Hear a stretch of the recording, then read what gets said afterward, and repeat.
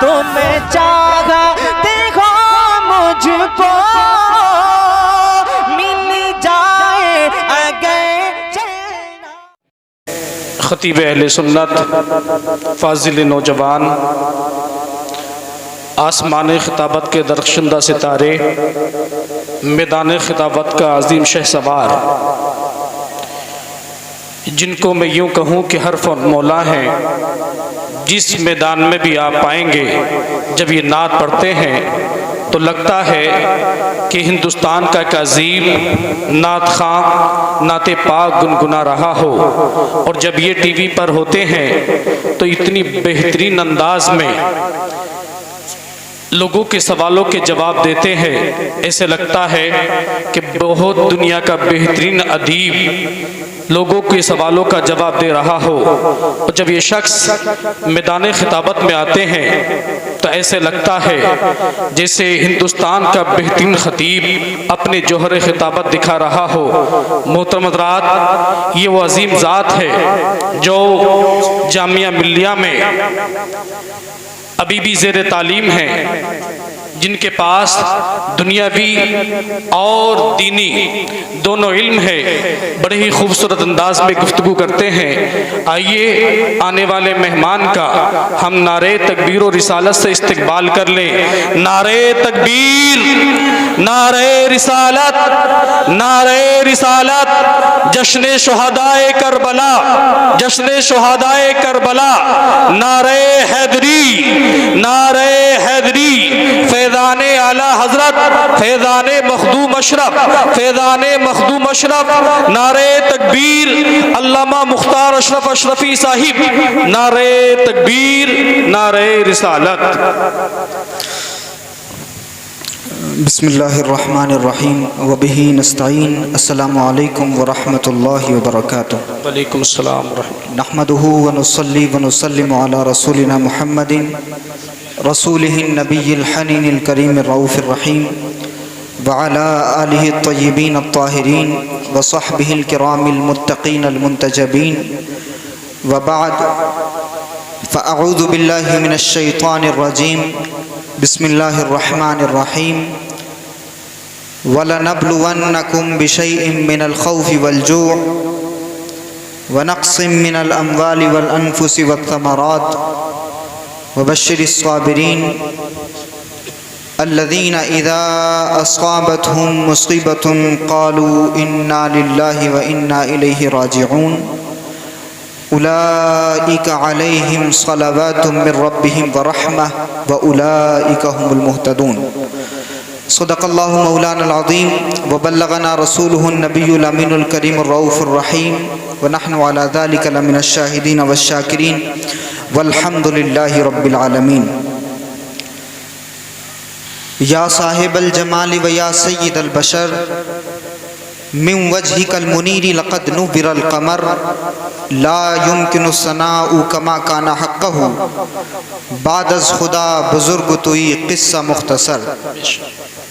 عدم سے لائی ہے ہستی میں آرزو رسول، کہاں کہاں لیے پھرتی ہے جستجو رسول۔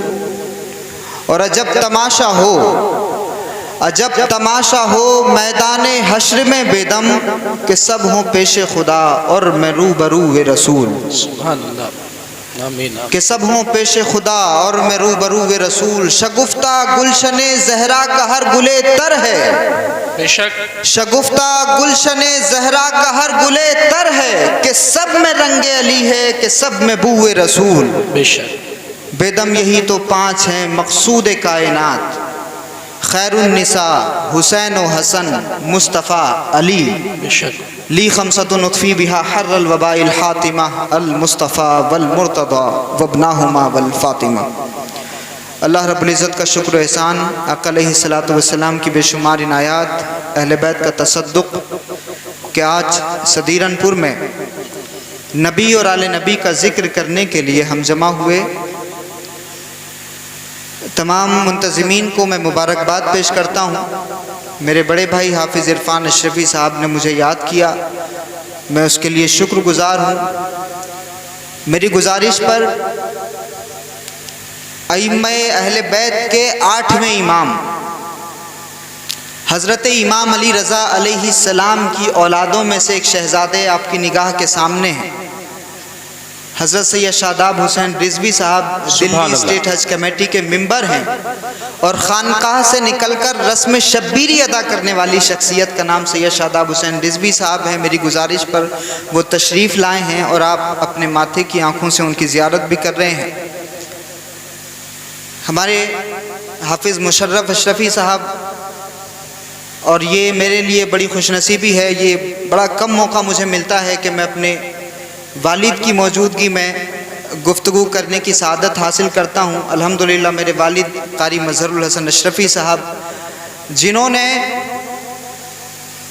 ایک باپ ہونے کی جو ذمہ داری ہے وہ بھی بخوبی نبھائی ہے، اور ایک استاد ہونے کی جو ذمہ داری ہے وہ بھی بخوبی نبھائی، اور شاید دنیا کے بہت کم والدین کی قسمت میں یہ چیز اللہ رب العزت نے رکھی ہے کہ وہ اپنے بچوں کو خود پڑھائیں، اور اللہ جو ان کو قیامت میں انعام دینے والا ہے وہ خود سے بذات خود وہ اس کی تیاری کریں۔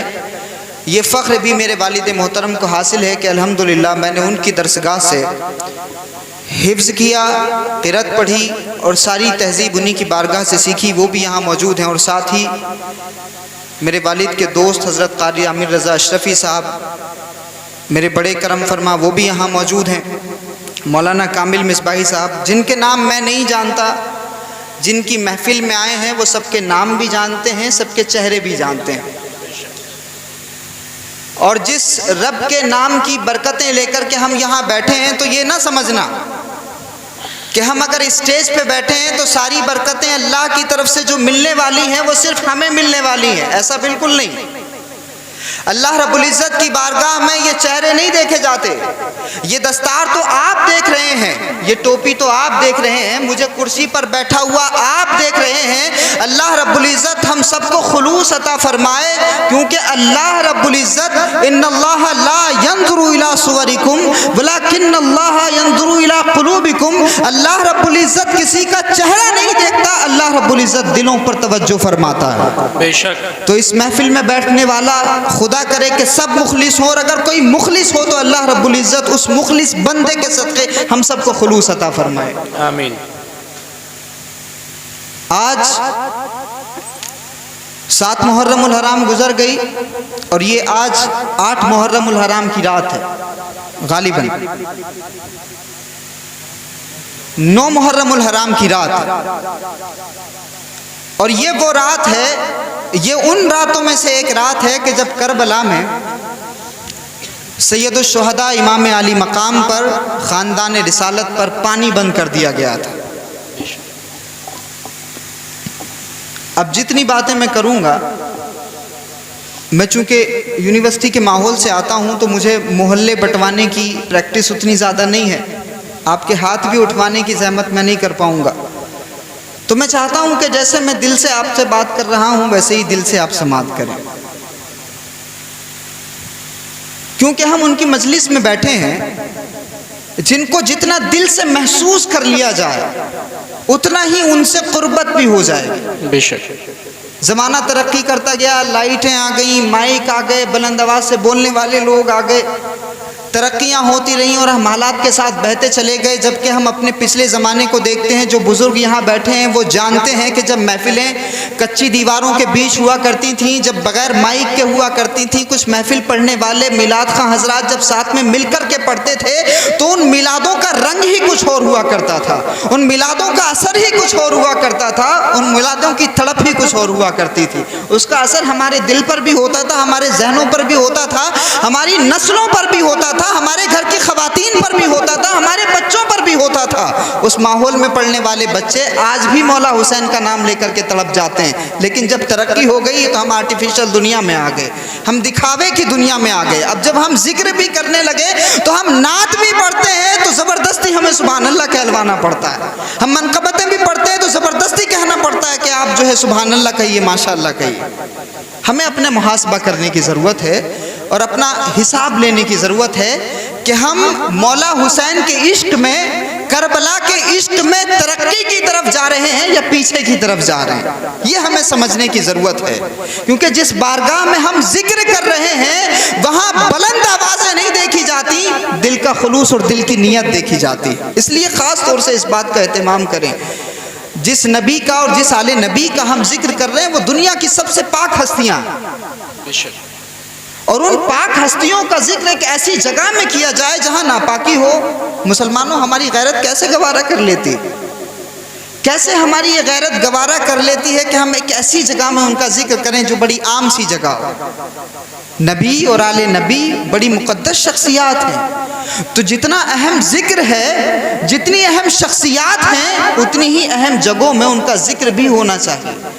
اس لیے ہمارے بزرگ جب مجلسیں کیا کرتے تھے، جب محفلیں کیا کرتے تھے، تو ان کی محفلوں میں آنے والا شرابی بھی نمازی ہو جایا کرتا تھا، کیونکہ جہاں نظام الدین اولیاء کی شخصیت کی برکتیں تھیں، تو جس جگہ پر نظام الدین بیٹھ جاتے تھے اس در و دیوار سے بھی کوئی گندگی کی بدبو نہیں آتی تھی، بلکہ وہاں سے بھی خوشبوئیں آیا کرتی تھی۔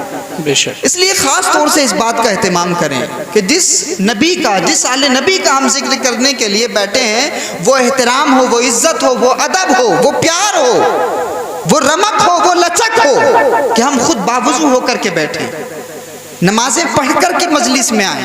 یقین جانیے کہ یہ تو روایتیں بن گئیں، ہم نے کربلا کے واقعات کو افسانہ بنا کر کے رکھ دیا۔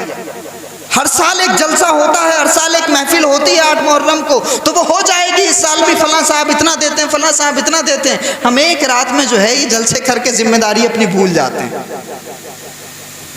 تو کم سے کم ہمیں آج کے اس دور میں کہ جب ہر طرف سے تباہی ہمارے سامنے کھڑی ہے، نہ ہماری مسجدوں کو چھوڑا جا رہا ہے، نہ ہمارے برقعوں کو چھوڑا جا رہا ہے، نہ ہماری داڑھیوں کا احترام کیا جا رہا ہے، نہ ہماری ٹوپی کی عزت کی جا رہی ہے، کم سے کم ایسے دور میں ہمیں اپنا حساب لینے کی ضرورت ہے، کم سے کم اب جاگنے کی ضرورت ہے، کیونکہ کربلا سلانے کے لیے نہیں ہے، کربلا جگانے کے لیے۔ تو آپ کو بات سمجھ میں آئی؟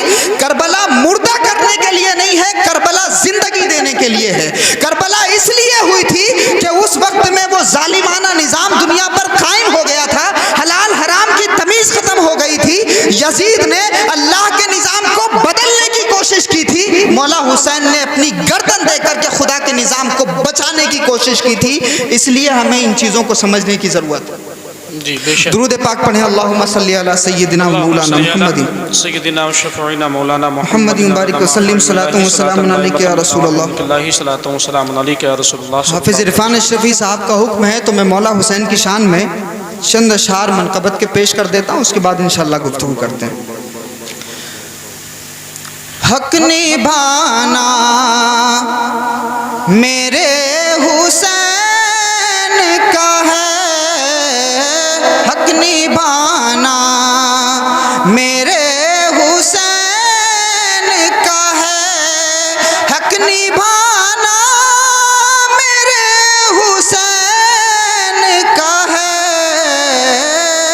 یہ خزانہ میرے حسین کا ہے، یہ خزانہ میرے حسین کا ہے، حق نبھانا جس کے صدقے میں کائنات بنی، جس کے صدقے میں کائنات بنی، ایسا نانا میرے حسین کا ہے، ایسا نانا میرے حسین کا ہے، حق نبھانا میرے حسین کا ہے،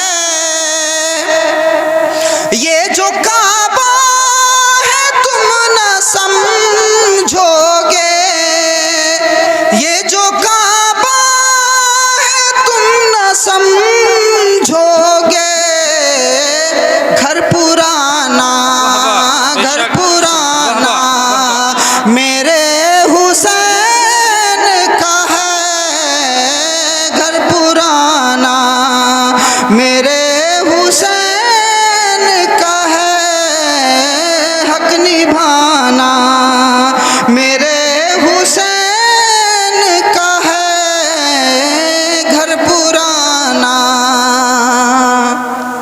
آپ کو پتا ہے حسین کے بابا کہاں پیدا ہوئے؟ جانتے ہیں آپ علی کہاں پیدا ہوئے؟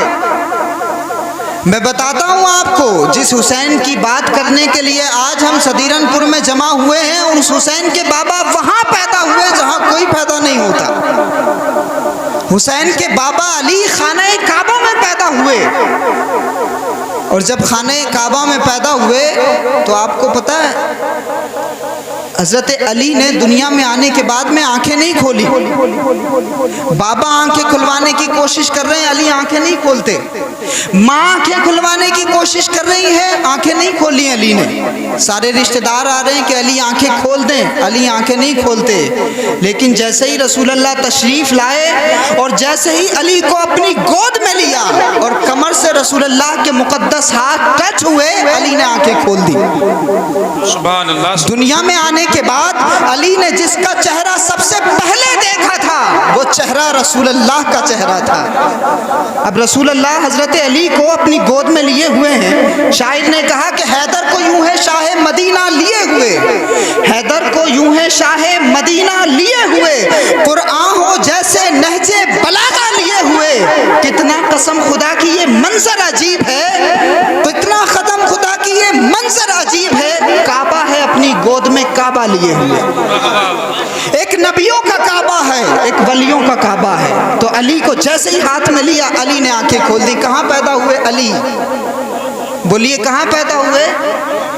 اسی لیے کہا یہ جو کعبہ ہے تم نہ سمجھو گے گھر پرانا میرے حسین کا ہے، گھر پرانا تم جسے آسماں سمجھتے ہو شامیانہ میرے حسین کا ہے، شامیانہ میرے حسین کا ہے، حق نبھانا میرے حسین کا ہے۔ درود پاک پڑھیں، اللہم صلی اللہم صلی علی سیدنا و شفیعنا مولانا محمد وعلی آل سیدنا و مولانا محمد مبارک وسلم صلاۃ و سلام علیک یا رسول اللہ صلی اللہ تعالی علیہ وآلہ وسلم۔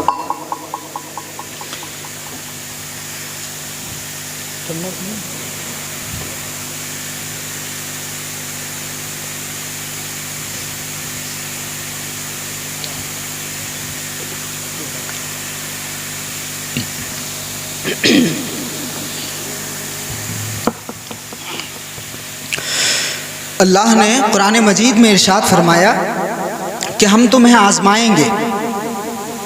جو بھی کچھ آج کے حالات ہیں، میں چاہتا ہوں کہ وہ 1400 سال کا فاصلہ ختم ہو جائے۔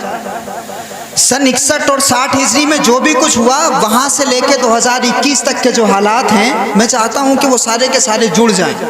اور آج جو مایوسی کی کیفیت ہے، آج جو مسلمانوں کے دلوں پر خوف کا غلبہ ہو گیا ہے، میں چاہتا ہوں کہ ان تمام چیزوں کو جوڑ کر کے ہم کربلا کے واقعات کے اندر سمجھنے کی کوشش کریں۔ تو اللہ نے فرمایا کہ ہم تمہیں آزمائیں گے خوف سے، یعنی ڈر کے ذریعے، والجوعی اور بھوک کے ذریعے، ونقص من الاموال مال میں نقصان کر کے، مال اور جان میں نقصان کر کے، اور اولاد کے ذریعے ہم تمہیں آزمائیں گے۔ اور جو اس آزمائش پر کھرا اترے گا وہ بشر الصابرین، تو اللہ کی طرف سے صبر کرنے والوں کے لیے خوشخبریاں ہیں۔ پھر فرمایا الذین اذا اصابتہم مصیبہ، جب ان پر کوئی مصیبت آتی ہے، یعنی اللہ کے نیک بندوں پر جب کوئی مصیبت آتی ہے تو وہ کہتے ہیں کہ یہ اللہ ہی کی طرف سے آئی ہے اور ہمیں اللہ ہی کی طرف لوٹ جانا ہے۔ جب کوئی انتقال کر جاتا ہے تو ہم کیا کہتے ہیں؟ انا للہ و انا الیہ راجعون، ہم اللہ ہی کے لیے ہیں، اللہ ہی کی طرف سے آئے ہیں اور اللہ ہی کی طرف ہمیں لوٹ کر کے جانا ہے۔ اولئک علیہم صلوات من ربہم ورحمہ، اللہ نے فرمایا کہ وہی لوگ جو مصیبتوں پر اس طرح کے جملے کہتے ہیں، اللہ کی طرف سے ان پر رحمتیں، اور وہی لوگ ہدایت یافتہ، وہی لوگ ہدایت حاصل کیے ہوئے۔ قرآن مجید میں یہ فرمایا۔ اب یہ بات یاد رکھیے کہ دنیا میں اللہ رب العزت ان کو آزماتا ہے جو اس کے سب سے زیادہ قریب ہوتے ہیں۔ دنیا کے تمام انسانوں میں اللہ کے سب سے زیادہ قریب کون سی جماعت ہے؟ تھوڑا سا آپ لوگ بھی مجھ سے بات کریں، اللہ کے سب سے زیادہ قریب کون سی جماعت ہے؟ بتائیں جی۔ اللہ کے نزدیک جو سب سے زیادہ قریب جماعت ہے وہ جماعت ہے کس کی؟ نبیوں کی۔ کس کی؟ نبیوں کی۔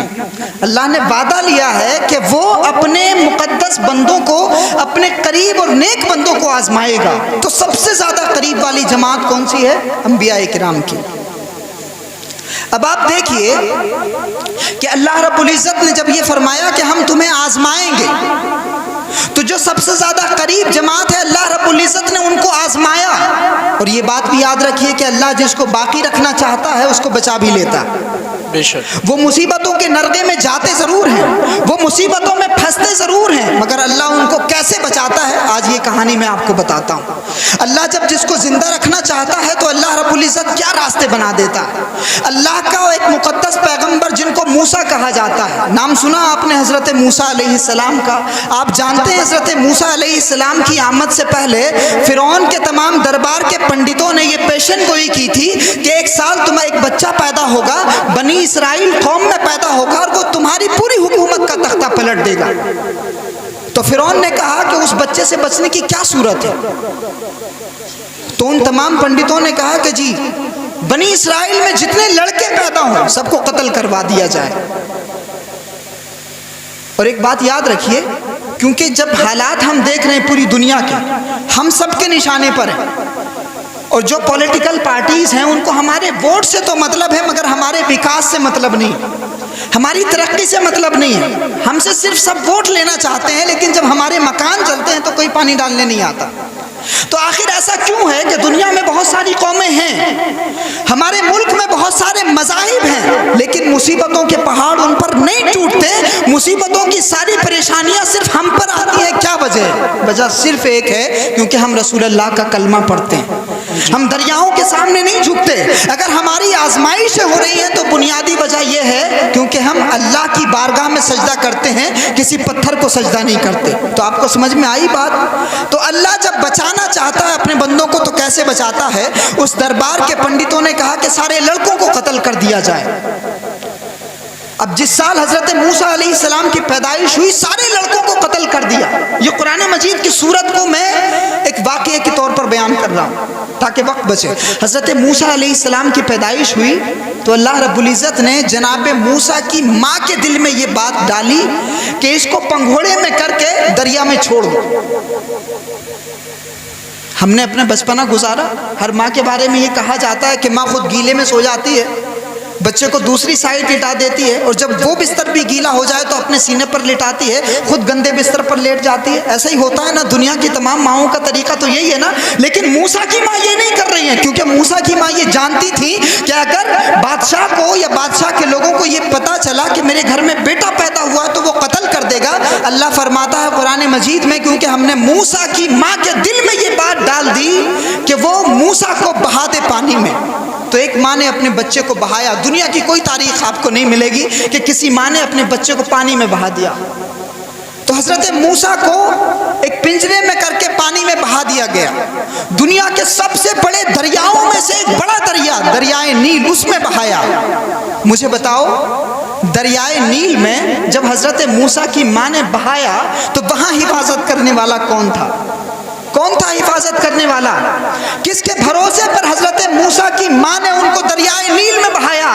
یہ تھا حضرت موسیٰ کی ماں کا ایمان، یہ تھا حضرت موسیٰ کی ماں کا یقین کہ جس رب نے میرے بچے کو پیدا کیا ہے وہی اس کی حفاظت بھی کرنے والا ہے۔ بے شک۔ تو ہمارے سروں پہ ٹوپیاں تو ہیں مگر ہمارے دل میں ایمان کا جو یقین ہونا چاہیے وہ نہیں ہے۔ اس لیے کہیں تبریز انصاری، کہیں افراز الاسلام، کہیں پہلو خان، کہیں گائے کے نام پر موب لنچنگ، کہیں داڑھی کے نام پر، کہیں ٹوپی کے نام پر ہمیں پریشان کیا جا رہا ہے۔ مسلمانوں محاسبہ کرو، آؤ جناب موسیٰ کی ماں سے ایمان سیکھو۔ حضرت موسیٰ کی ماں نے اپنے بچے کو دریا میں بہایا اس یقین کے ساتھ کہ میرے رب نے اس کو پیدا کیا ہے وہی اس کی حفاظت کرے گا۔ دریا میں جناب موسیٰ بہتے چلے جا رہے ہیں، اس دربار تک پہنچ گئے جہاں بچے قتل کیے جا رہے تھے، جہاں بنی اسرائیل کے بچوں کو قتل کرنے کا حکم دیا جا رہا تھا، وہاں تک پہنچ گئے۔ موسیٰ موسیٰ بہتے بہتے فرعون کی بیوی وہاں نہا رہی ہے. فرعون کی بیوی نے جب یہ اچانک دیکھا, اس پنجرے کو جب کھولا تو ایک مسکراتا ہوا چہرہ اس میں دکھائی دیا. دنیا میں اللہ رب العزت کے جو یہ بندے ہوتے ہیں, یہ جو چھوٹے چھوٹے بچے ہوتے ہیں, ہر بچے کے اندر خدا کے جلوے نظر آتے ہیں, ہر انسان کے اندر خدا کے جلوے نظر آتے ہیں. جو رب کا جتنا زیادہ قریب ہوتا ہے اس کے اندر اتنے ہی زیادہ جلوے نظر آتے ہیں. سیدوں کو ہم دیکھتے ہیں, ان کے چہرے دیکھ کر ہم سبحان اللہ کہتے ہیں. تو ذرا سوچو, اللہ کا مقدس پیغمبر حضرت موسیٰ علیہ السلام جب پنگھوڑے میں مسکرایا ہوگا تو اس مسکراہٹ کا اثر کیا رہا ہوگا. اللہ فرماتا ہے کہ جب فرعون کی بیوی نے اس پنگھوڑے کو کھول کر کے دیکھا تو حضرت موسیٰ جب مسکرائے تو فرعون کی بیوی کے دل میں حضرت موسیٰ کی محبت پیدا ہو گئی, وہ محبت پیدا ہو گئی. اب وہ دربار جہاں بچوں کو قتل کیا جا رہا تھا, جب اس دربار میں جناب موسیٰ پہنچے تو فرعون کی بیوی کہتی ہے کہ اس کو قتل مت کرنا, اس کو قتل مت کرنا, ان قریب یہ ہمیں فائدہ پہنچانے والا ہے. اس سال سارے بچے مارے گئے, مگر اللہ کی مشیت تھی کہ موسیٰ کو بچانا تھا.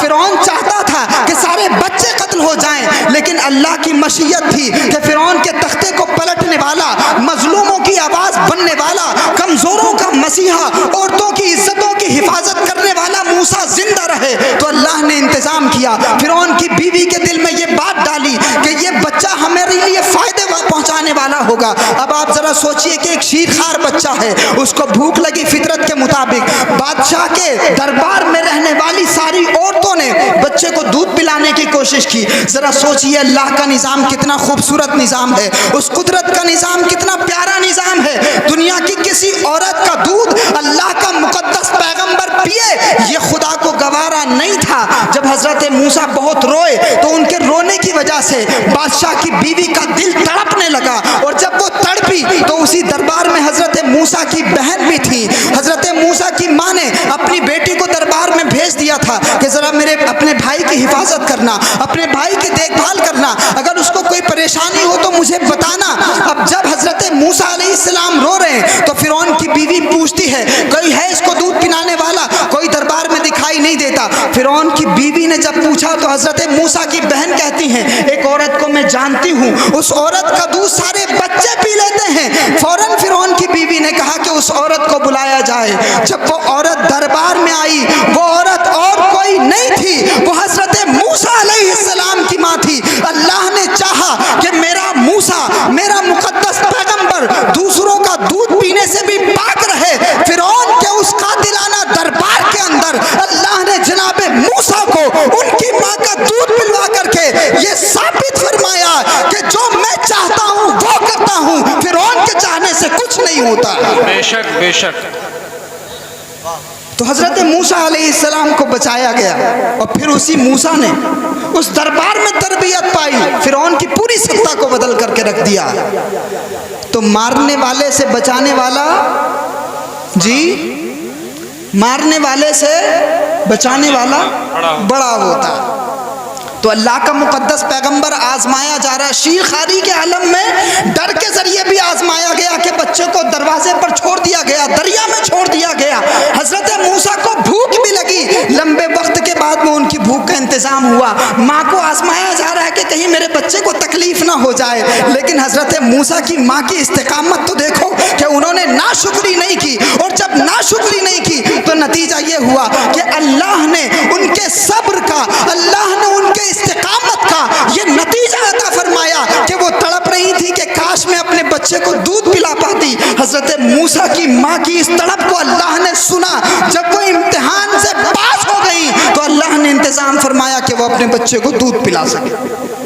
بے شک. اب آؤ حضرت ابراہیم کی بارگاہ میں پہنچتے ہیں. میں بہت مختصر سے اشارے کر کے میں جانا چاہتا ہوں. حضرت ابراہیم علیہ السلام اللہ کے مقدس پیغمبر, دیکھو آزمائے جاتے ہیں خدا کے محبوب بندے, آزمائے جاتے ہیں اللہ کے نیک بندے. حضرت ابراہیم علیہ السلام کو جلانے کے لیے دنیا بھر کی لکڑیاں اکٹھی کر لی گئیں. میں آپ کو یہ بتانا چاہتا ہوں کہ مدد کسی سے مت مانگو, اللہ سے مانگو, اللہ کے رسول سے مانگو, آل رسول سے مانگو, ان اولیاء اللہ کے دربار میں جا کر کے مانگو.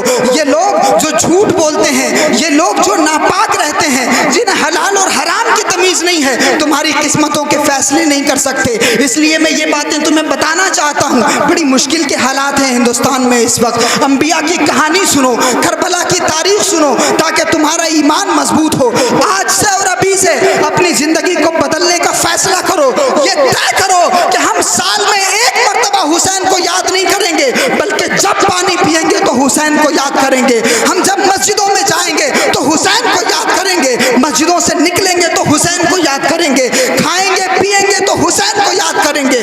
آج سے ہمیں یہ فیصلہ کرنا ہے۔ اللہ کا مقدس پیغمبر ابراہیم علیہ السلام، دنیا کی ساری لکڑیاں جمع کر لی گئیں، اب اللہ کی بارگاہ سے فرشتہ آتا ہے، ہواؤں کا فرشتہ۔ اس نے کہا ابراہیم اگر آپ اجازت دیں تو میں ہواؤں کا فرشتہ ہوں، میں پوری آگ کو بجھا سکتا ہوں۔ یہ حضرت ابراہیم علیہ السلام کا ایمان ہے، یہ استقامت ہے، یہ یقین ہے خدا پر۔ حضرت ابراہیم کہتے ہیں کہ نہیں، مجھے کوئی ضرورت نہیں۔ حضرت ابراہیم علیہ السلام نے اس فرشتے کو بھی واپس بھیج دیا، پانی والا فرشتہ آ گیا۔ اب وہ کہتا ہے کہ ابراہیم اگر اجازت دے تو میں اس آگ کو بجھا دوں۔ حضرت ابراہیم علیہ السلام کہتے ہیں کہ بھائی ضرورت نہیں۔ اب ایک بڑی پیاری تاریخ ایک چھوٹی سی چڑیا کی مفسرین نے لکھی کہ ایک چڑیا بھی اس پانی میں، اس آگ میں پانی ڈالنے کی کوشش کر رہی تھی۔ تو کسی نے پوچھا کہ چڑیا تیری چونچ کے پانی سے اس آگ کو بجھایا تو نہیں جا سکتا؟ چڑیا نے بڑا خوبصورت جواب دیا۔ وہ کہتی ہے کہ میں جانتی ہوں کہ اس چھوٹے سے چونچ کے پانی سے اس آگ کو نہیں بجھایا جا سکتا، لیکن میں یہ مانتی ہوں کہ جب آنے والے دنوں میں اس آگ کو لگانے والوں کی اور بجھانے والوں کی تاریخ لکھی جائے گی تو میرا نام آگ بجھانے والوں میں لکھا جائے گا۔ بے شک ہم وہ لوگ بنے کہ ہمارا نام آگ لگانے والوں میں نہیں، آگ بجھانے والوں میں لکھا جائے۔ یہ کربلا کا پیغام ہے، یہ کربلا کا میسیج ہے۔ تو حضرت ابراہیم علیہ السلام کی بارگاہ میں فرشتہ آیا تو حضرت ابراہیم نے اس کی مدد کو قبول نہ کیا۔ یہ حضرت ابراہیم نے ایمان سکھایا۔ بھوک کے ذریعے بھی آزمایا گیا، ڈر کے ذریعے بھی آزمایا گیا، مال اور اولاد میں نقصان کر کے بھی آزمایا گیا حضرت ابراہیم علیہ السلام کو۔ اور جب آگ میں پھینکا گیا، منجنیق لائی گئی تھی، جس طرح سے ہم غلیل سے ایک چھوٹا سا گلہ پھینکتے ہیں، ویسے ہی حضرت ابراہیم علیہ السلام کو منجنیق کے ذریعے آگ میں پھینکا گیا۔ یہ حضرت ابراہیم کا ایمان تھا کہ جب حضرت ابراہیم اس آگ میں گئے تو آگ سرد ہو گئی، آگ ٹھنڈی ہو گئی۔ مجھے بتاؤ کہ لگانے والا کون تھا؟ کون تھا جی؟ لگانے والا نمرود تھا، بجھانے والا کون تھا جی؟ کیوں بجھی؟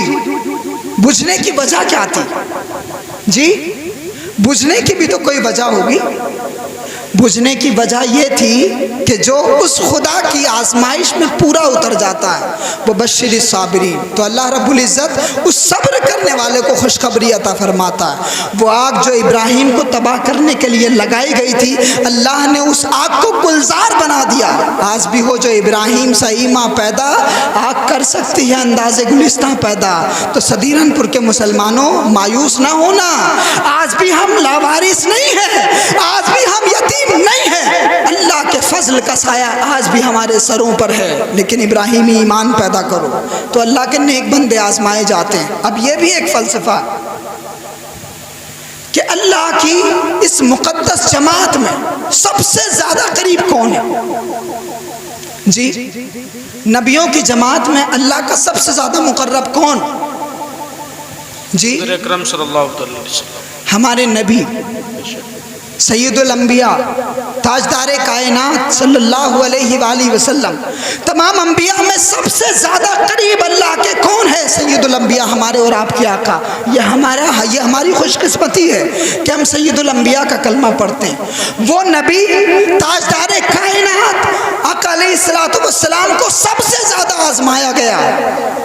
اور یہ بات یاد رکھیے کہ رسول اللہ کو جب آزمایا گیا تو جو جتنا قریب ہوتا ہے اتنا ہی زیادہ آزمایا جاتا ہے۔ اولاد کے ذریعے بھی آزمایا گیا، حضرت ابراہیم اور حضرت قاسم پیدا ہوئے، اللہ رب العزت نے ان کو لے لیا۔ آزمایا گیا اولاد کے ذریعے۔ اگر تمہارے بچے مر جاتے ہیں، اگر تمہارے بچے رخصت ہو جاتے ہیں تو تم پریشان نہ ہونا، اللہ کی طرف سے آئے ہیں، اللہ ہی نے لے لیا ہے، یہ سوچ کر کے صبر کر لینا کہ میرے نبی کے بچے بھی بچپن میں ہی وصال کر گئے تھے، میرے نبی نے بھی بھی صبر کیا تھا، آنکھوں میں آنسو ضرور آئے تھے مگر اس کے باوجود بھی نبی نے صبر فرمایا۔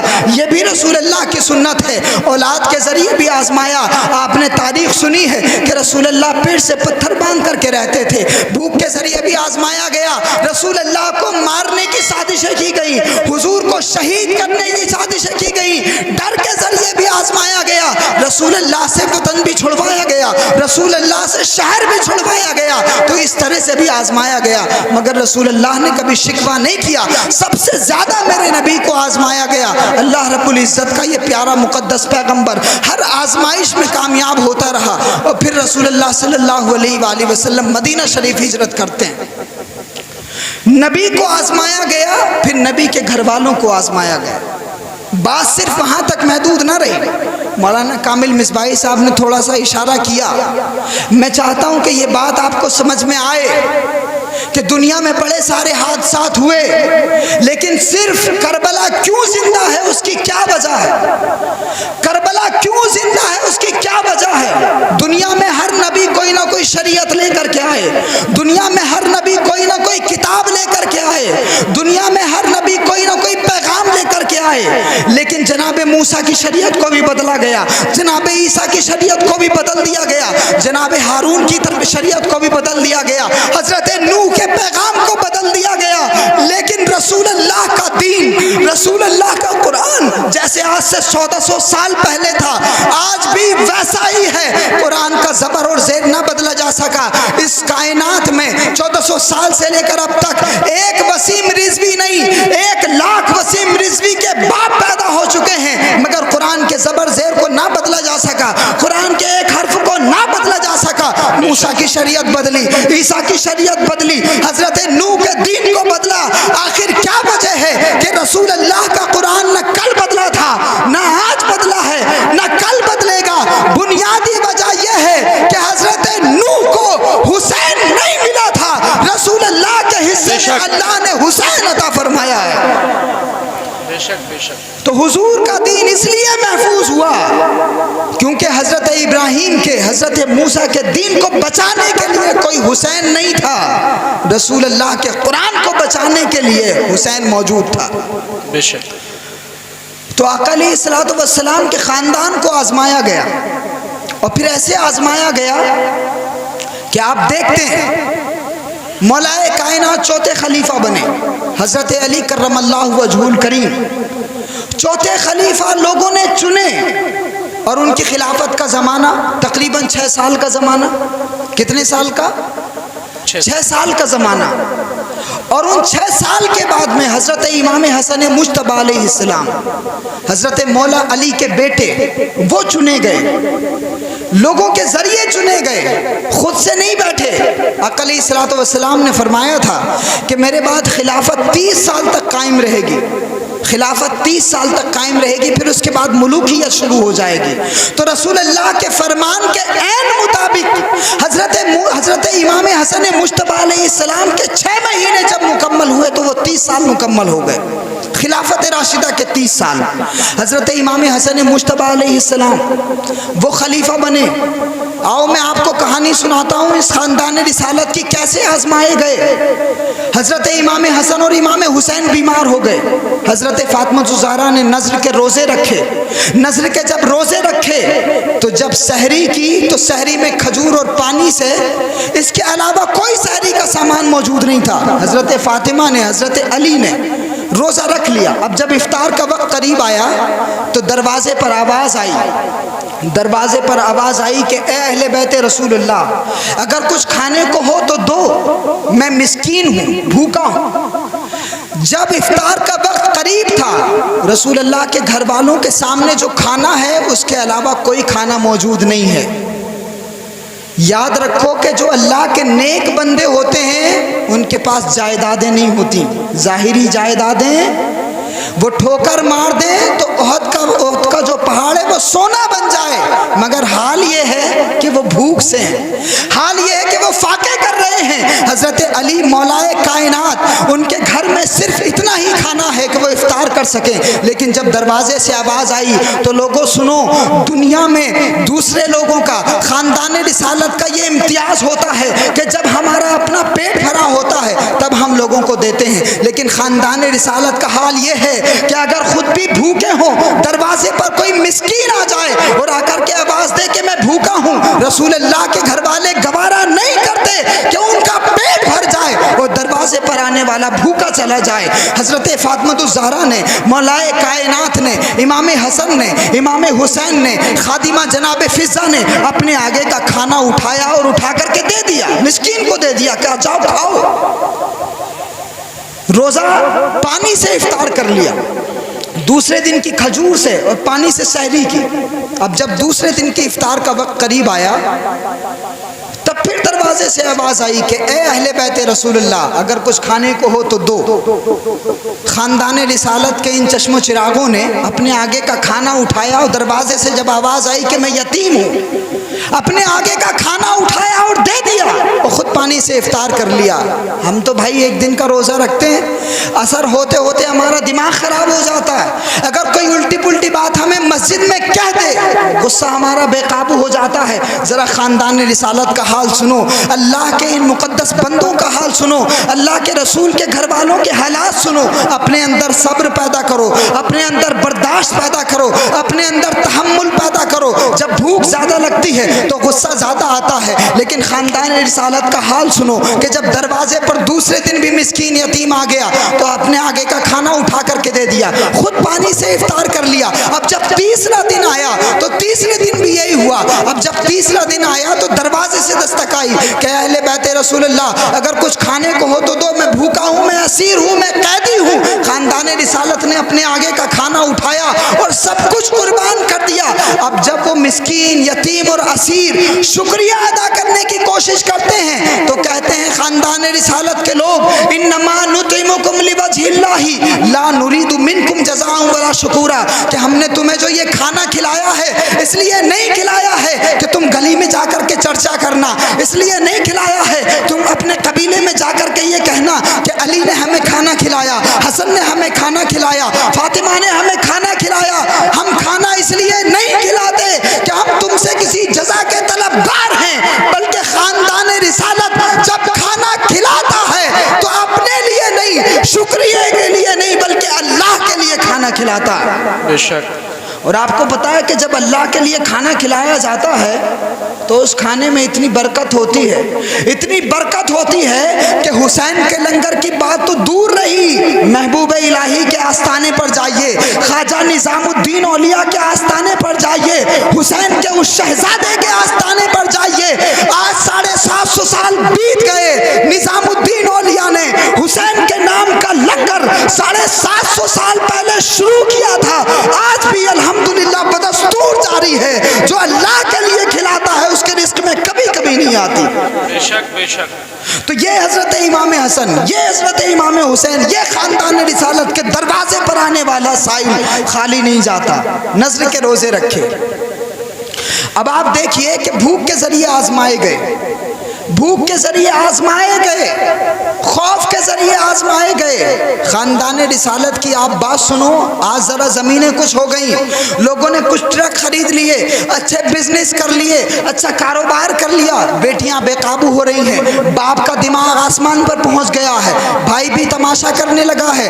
آپ ذرا سوچو کہ رسول اللہ کی شہزادی کو جب بھوک کے ذریعے آزمایا گیا، جب بچوں کی پیدائش ہوئی، جب کاموں کے ذریعے آزمایا گیا، علی کہتے ہیں کہ فاطمہ جاؤ بابا کے پاس اور اپنے بابا سے ایک نوکر لیتی آؤ۔ جب حضرت فاطمہ بارگاہ رسالت میں گئیں اور حضور سے عرض کیا کہ بابا جان اگر ایک خادم مجھے بھی مل جائے تو بڑی مہربانی۔ رسول اللہ نے فرمایا کہ نہیں بیٹا، یہ امت کا حصہ ہے، اگر میں تمہیں اس سے بہتر چیز دے دوں تو کیسا ہوگا؟ حضرت فاطمہ عرض کرتی ہیں بابا جان جیسا آپ چاہیں۔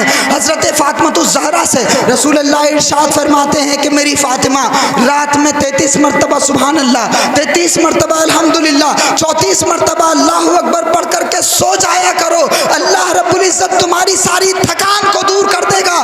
دنیا کی ساری بیٹیاں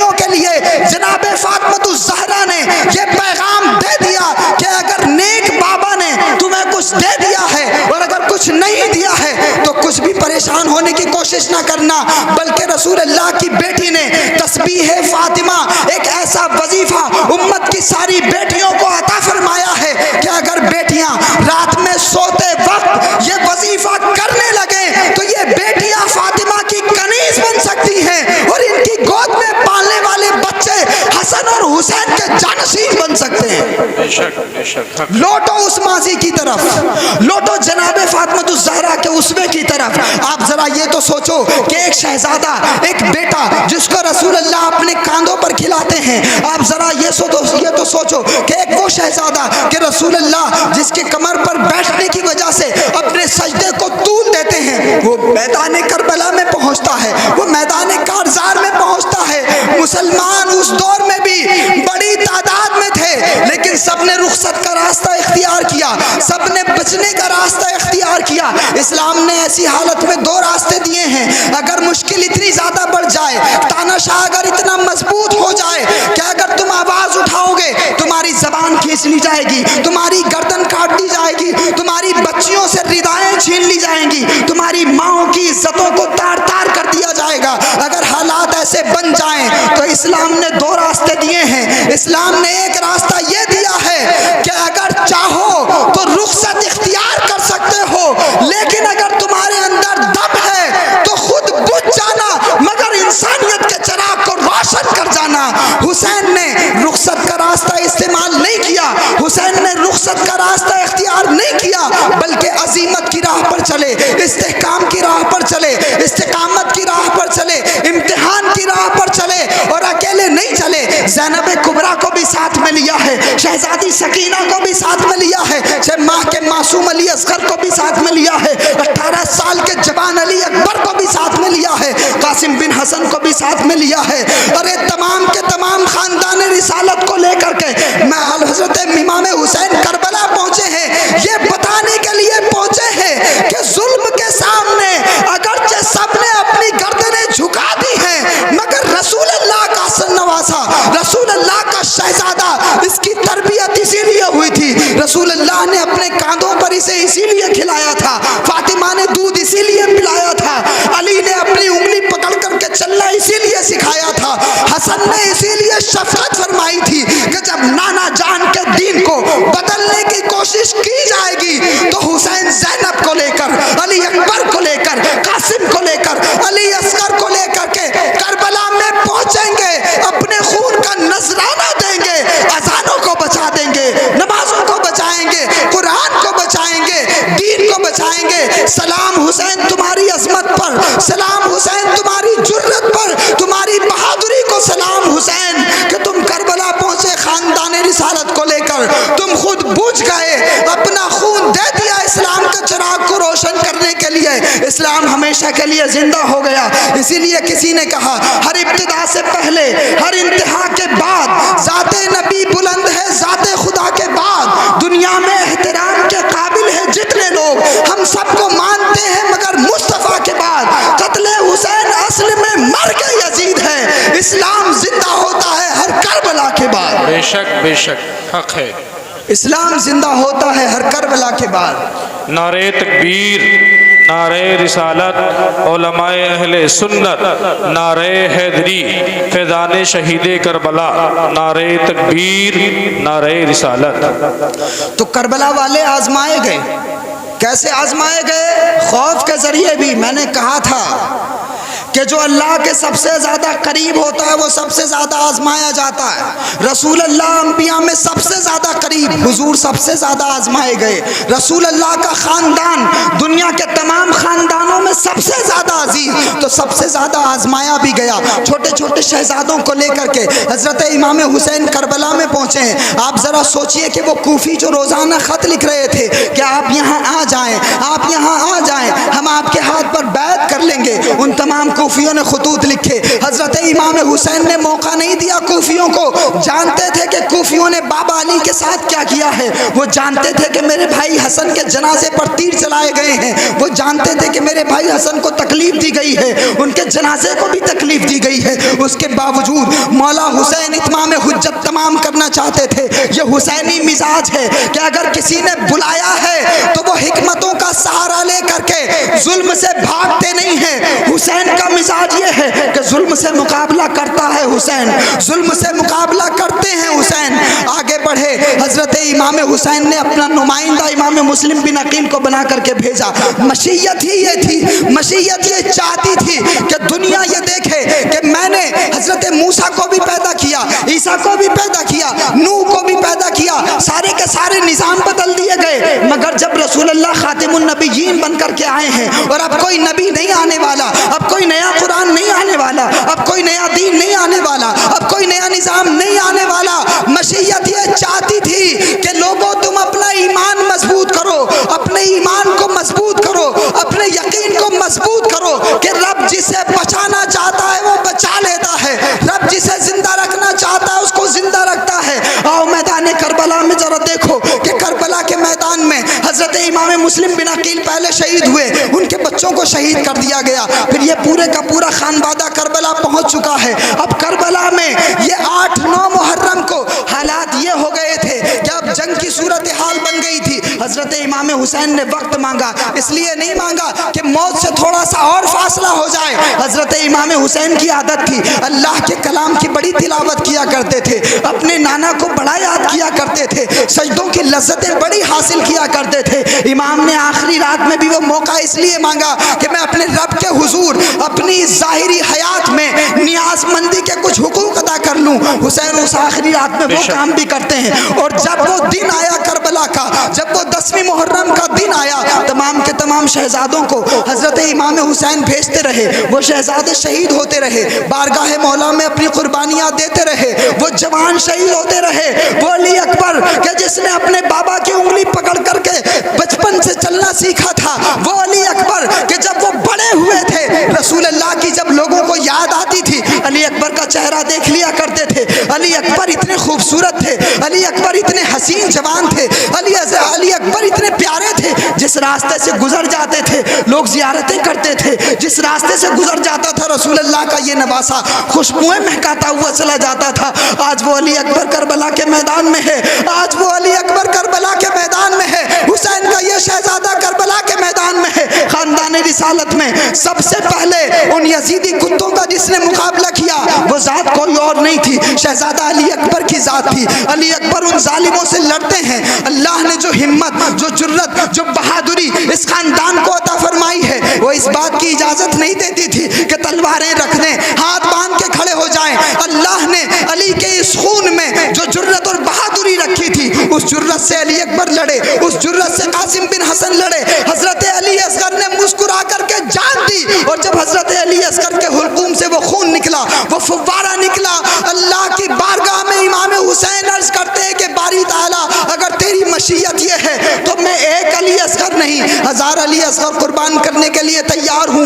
बाप का जनाजा उठाना आसान है, बच्चों का जनाजा उठाना आसान नहीं है। मैंने एक ऐसे बाप को देखा है कि जब जवान बेटा शहीद हुआ तो वो बाप खड़ा नहीं हो पा रहा था। ये उलमा जानते हैं, शेख हुसैनुल हक कासिमुल कादरी बगदाद में शहीद हुए, उनके बाबा को महीनों होश नहीं आया, गौसे पाक की बारगाह में उनकी शहादत हुई। उनके बाबा लंबे ज़माने तक परेशान रहे, अल्लाह उनको जन्नत में आला मकाम अता फरमाए। जब कोई जवान बेटा शहीद हो जाता है और वो बेटा जो हज़रत रसूल पाक की शबी हो, जो हम शबी है पैगंबर हो, अगर वो शहीद हो जाए तो ज़रा सोचो कि एक बाबा के दिल पर क्या गुजरती होगी, जो अपने नाना को अपने बेटे के चेहरे में देखता होगा, उस बाबा के दिल पे क्या गुजरती होगी। हजरत अली असगर का जनाजा हाथ में है, पानी के लिए गए थे लेकिन तीर लगा करके वापस आ रहे हैं। आप जरा सोचो कि एक बाबा के दिल पर क्या गुजरती होगी कि जब कासिम बिन हसन का जनाजा मौजूद है, जब अली अकबर का जनाजा मौजूद है, जब अब्बास अलंबरदार के कटे हुए बाजू मौजूद हैं। और ये यकीन,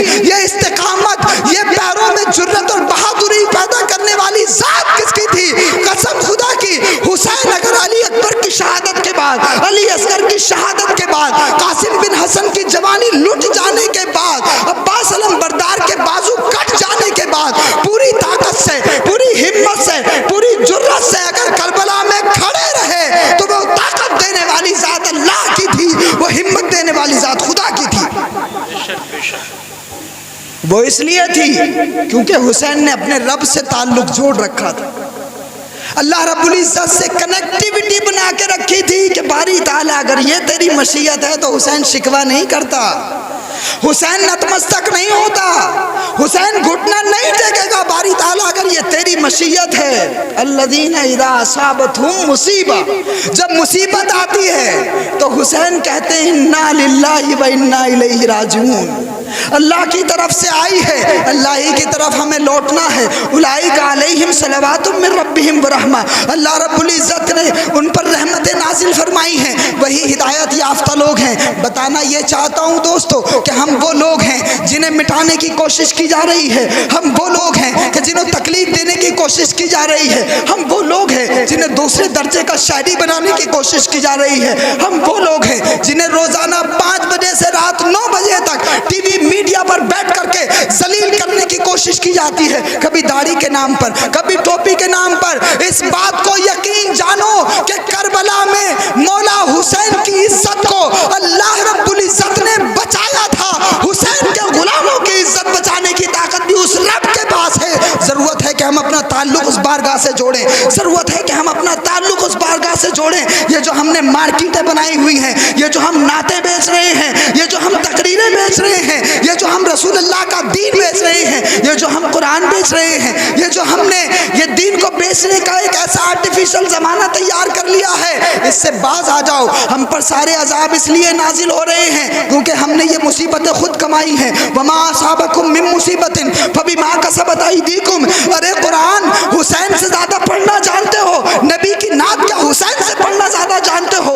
हुसैन ने कौन से जुर्माने लिए थे, हुसैन ने कौन से नजराने लिए थे, मुझे बताओगे? मौला हुसैन जब करबला में पहुंचे हैं तो उन्होंने, हम तो गवाहियां अपनी जबान से देते हैं, माइक पे चढ़ कर देते हैं, हम अपनी गवाहियां अपने ईमान का ऐलान अपनी जबान से करते हैं, और जब जबान से करते हैं तो हमें नजराने भी मिलते हैं। जब हुसैन ने अल्लाह की वहदानियत का, खुदा के दीन का ऐलान फरमाया था, हुसैन की गर्दन कटी थी, मगर हुसैन ने कुरान की तिलावत पर कोई अजर नहीं लिया।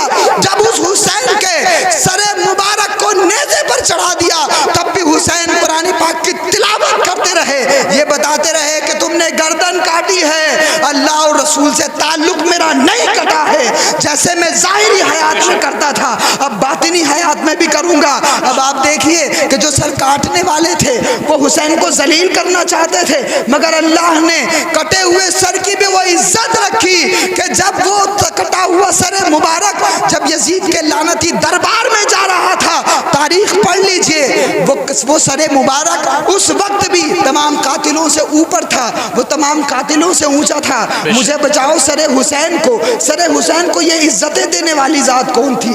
सरे हुसैन को ये मकाम देने वाली जात कौन थी? वो अल्लाह की जात थी। अगर हम अल्लाह के रास्ते को अपना लें, वला तहिनु वला तहज़नु व अंतुमुल आलौना इन कुंतुम मुमिनीन, परेशान न हो, गमज़दा न हो, अल्लाह ने फरमाया है तुम ही गालिब रहोगे अगर तुम मोमिन हो। और मोमिन होना ये टोपियों से नहीं पहचाना जाता, अल्लाह की बारगाह में ये कुर्ते पजामे नहीं देखे जाते, अल्लाह की बारगाह में ये दिल देखा जाता है। इस दिल में अगर अल्लाह और रसूल बसते हैं तो यकीन जानिए कि अल्लाह रब्बुल इज्जत भी उस बंदे की हिफाजत फरमाता है। बेशक बेशक हक है। हजरत इमाम हुसैन शहीद हो गए, और आप देखिए कमाल की बात, जिनके हाथ में इक़्तिदार है, जिनके हाथ में ताकत है, जिनके हाथ में सत्ता है। इस बात को मैं इसलिए बार बार फोकस कर रहा हूं कि आप परेशान ना हो, आप मायूस ना हो, जो हमारे करने का काम है वो हम करें। आप ये यकीन जानिए कि कुरान आप नहीं बचा सकते।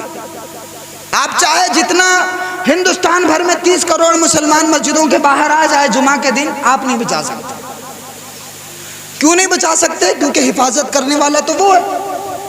कुरान किसका है? उसका है ना। जिम्मेदारी किसने ले रखी है? उसने ले रखी। इन्ना नहनु नज़्ज़लना ज़िक्रा व इन्ना लहू लहाफ़िज़ून। उसने हिफाजत का जिम्मा लिया है तो वही उसकी हिफाजत भी करेगा ना। تو اگر کوئی وسیم لعنتی بولتا ہے پریشان مت ہوئیے. اگر آپ کو غصہ نکالنا ہے تو اس بات پہ نکالیے کہ مجھے قرآن پڑھنا نہیں آتا, اب میں پڑھنے کی کوشش کروں گا. اگر آپ کو بہت زیادہ غصہ آ رہا ہے, اگر آپ اس کو مار دیں گے, کاٹ دیں گے, پھاڑ دیں گے, سب کچھ کر دیں گے, بہت زیادہ غصہ آتا ہے, تو اللہ کی بارگاہ میں پناہ مانگیے اور طے کریے کہ اب میں قرآن پڑھنا شروع کروں گا, اب میں قرآن سمجھ کر کے پڑھنا شروع کروں گا.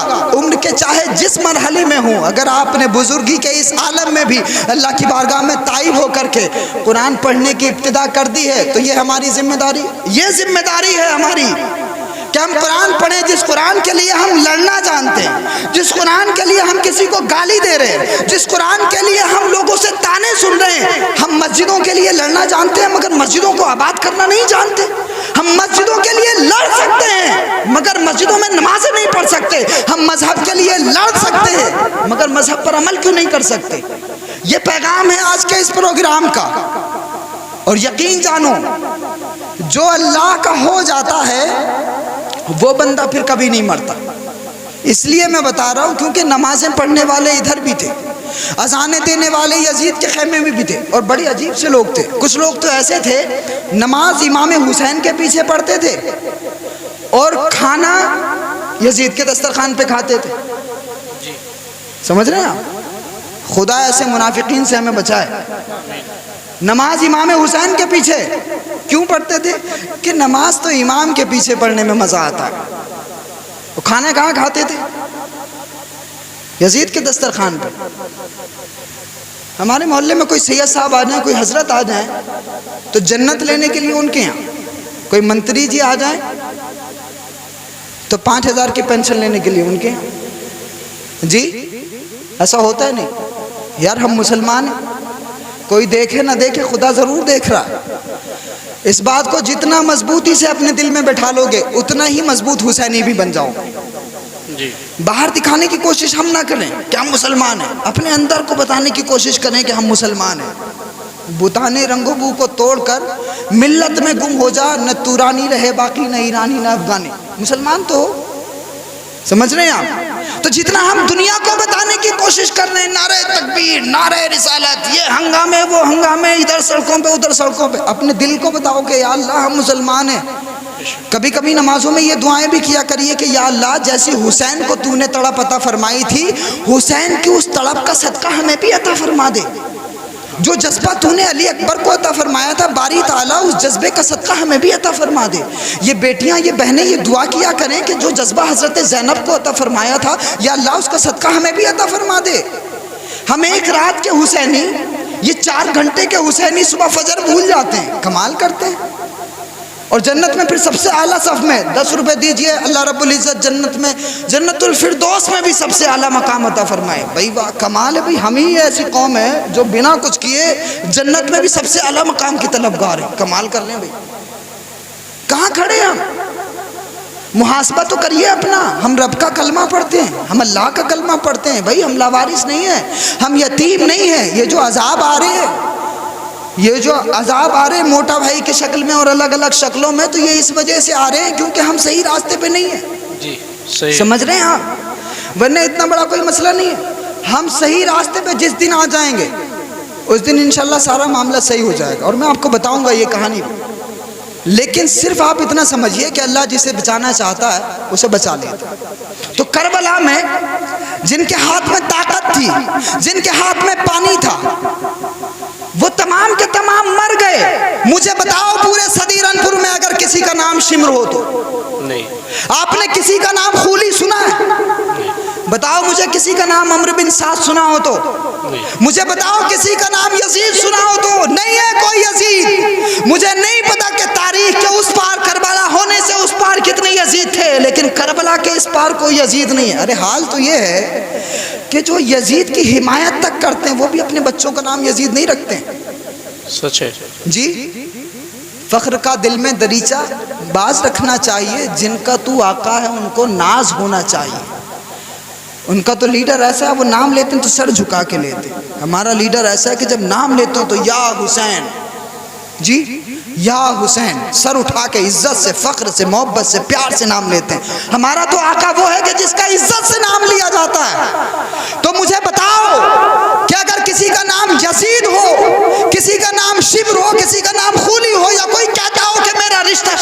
जा कर کے جڑتا ہے, کوئی کہتا ہو کہ میرا رشتہ خولی سے جا کر کے جڑتا ہے. آپ نے کوئی بتایا ہو کہ میرا شجرہ نسب وہ یزید سے جا کر کے جڑتا ہے. دنیا میں کوئی نہیں ملے گا آپ کو. مجروح سلطان پوری نے بڑے اچھے 4 مصرے کہے تھے. انہوں نے کہا کہ بعد مر گئے یزید اس کے فرزند نے, بعد مر گئے یزید اس کے فرزند نے, تخت شاہی کو یہ کہہ کے ٹھکرا دیا جس پہ لوٹا گیا ہو علی کا چمن, مجھ کو وہ بادشاہت نہیں چاہیے. علی حضرت امام حسین کی شہادت کے بعد جب یزید کے بیٹے معاویہ کو جب اس تخت پر بٹھایا گیا, 40 دن تک وہ بیٹھا, بے چین ہوتا تھا, پریشان ہوتا تھا, تکلیف ہوتی تھی, اور وہ یہ کہتا تھا کہ مجھے پریشانی ہوتی ہے, میں اس تخت پر نہیں بیٹھ سکتا. اس کے بعد یزید کی نسل نہیں چلی.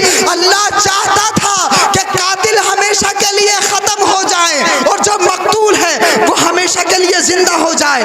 حسین زندہ ہے دستور زندگی کی طرح, شہید مرتا نہیں, عام آدمی کی طرح. اس کربلا میں 6 ماہ کا علی اصغر بھی شہید, 18 سال کا علی اکبر بھی شہید, 22 سال کا قاسم بن حسن بھی شہید, سارے کے سارے شہید ہو گئے. لیکن اللہ نے جیسے موسیٰ کو بچایا, جیسے ابراہیم کو بچایا, جیسے نوح کو بچایا, اللہ چاہتا تھا پیغمبر کا یہ خاندان بچے, آگے بڑھے.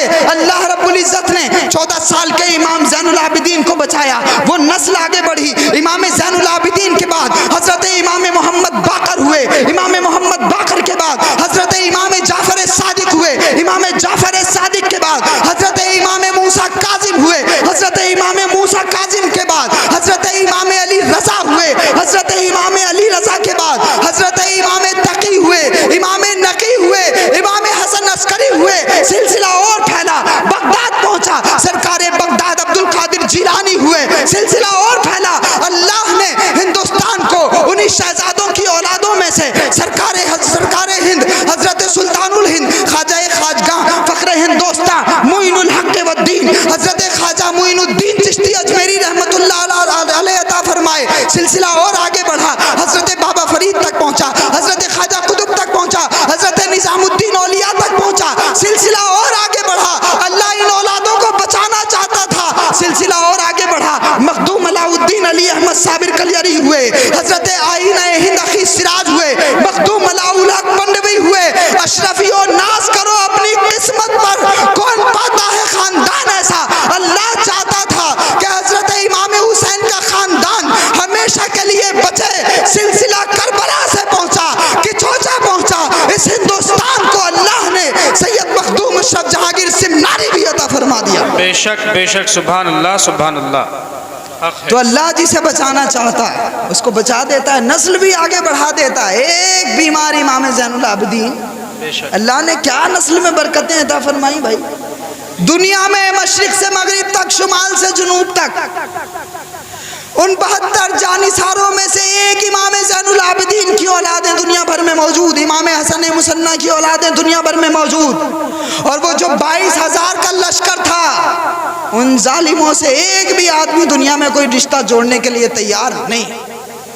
اور غلام حسین, محمد حسین, سید شاداب حسین, قاری عامر حسین, دنیا مشرف حسین, ساری دنیا اپنے نام کے ساتھ حسین لگانے پر فخر محسوس کرتی ہے. مجھے بتاؤ کہ حسین کو نام کو زندگی دینے والی ذات کس کی ہے؟ حسین کے نام کو یہ زندگی دینے والی ذات اس اللہ رب العزت کی ہے. اس لیے اپنے آپ کو پریشان مت ہونے دو, اپنے آپ کو مایوس مت ہونے دو, اپنے آپ کو مایوسی کے کٹگرے میں کھڑا مت ہونے دو. یقین جانو اس رب نے موسیٰ کو بچایا, حضرت ابراہیم کو بچایا, حضرت ایوب کو بچایا, حضرت نوح کو بچایا, اپنے نبی کو ان ظالموں سے بچایا. کربلا میں امام حسین نے خون دیا, ان 72 جانثاروں کے مشن کو بچا لیا. امام زین العابدین کے ذریعے یہ اولادیں آگے بڑھی. اللہ رب العزت نے ایک ایسا شاندار انتظام فرما دیا, حسینیوں کی زندگیوں کا یہ انتظام فرما دیا کہ قیامت اس وقت تک نہیں آ سکتی جب تک امام حسین کا آخری بیٹا حضرت امام مہدی المنتظر دنیا میں نہیں آ جاتا. بے شک. اس لیے اس بات کو یاد رکھو کہ جب مصیبت آئے, انا للہ و انا الیہ راجعون. حسینیت نام ہے حرام سے بچنے کا, حسینیت نام ہے ظلم سے بچنے کا, حسینیت نام ہے کرپشن سے بچنے کا.